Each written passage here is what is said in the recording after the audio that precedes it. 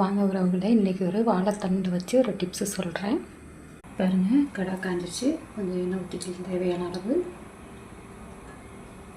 எண்ணெய் ஊற்றிட்டு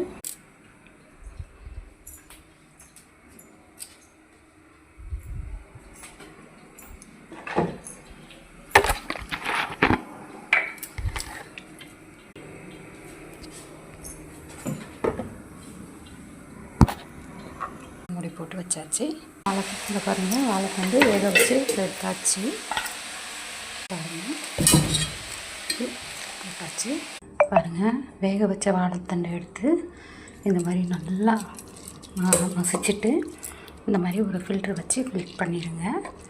அப்போ இதோட அந்த சாரெல்லாம் கீழே இறங்கிடும். பாருங்கள், நான் இன்றைக்கி பீன்ஸ் பொரியல் தான் பண்ணுறேன். அதில் இப்போ நம்ம வாழைத்தண்டு வேக வச்சு எடுத்தோம் இல்லைங்களா, அதோட தண்ணியை இதில் சேர்த்துற வேண்டியதான்.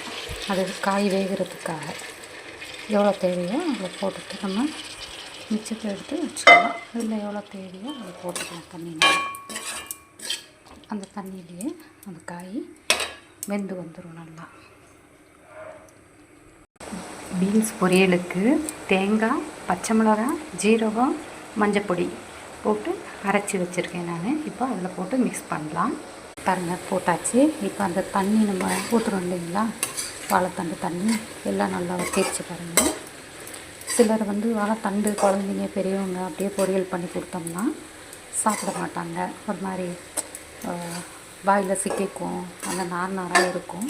நீங்கள் இப்படி செஞ்சு கொடுத்தீங்கன்னா குழந்தைங்கள்லேருந்து பெரியவங்க வரைக்கும் எல்லாருமே நல்லா சாப்பிடுவாங்க விரும்பி.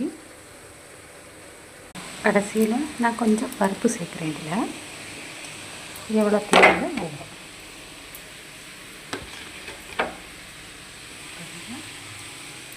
கொஞ்சம் தேவையான அளவுக்கு பருப்பு சேர்க்குறேன்.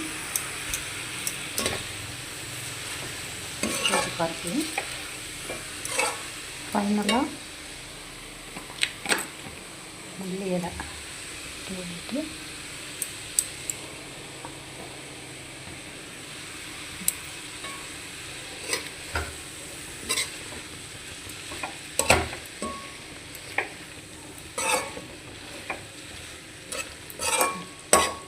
ஃபைனலாக ரெடி ஆகிடுச்சு.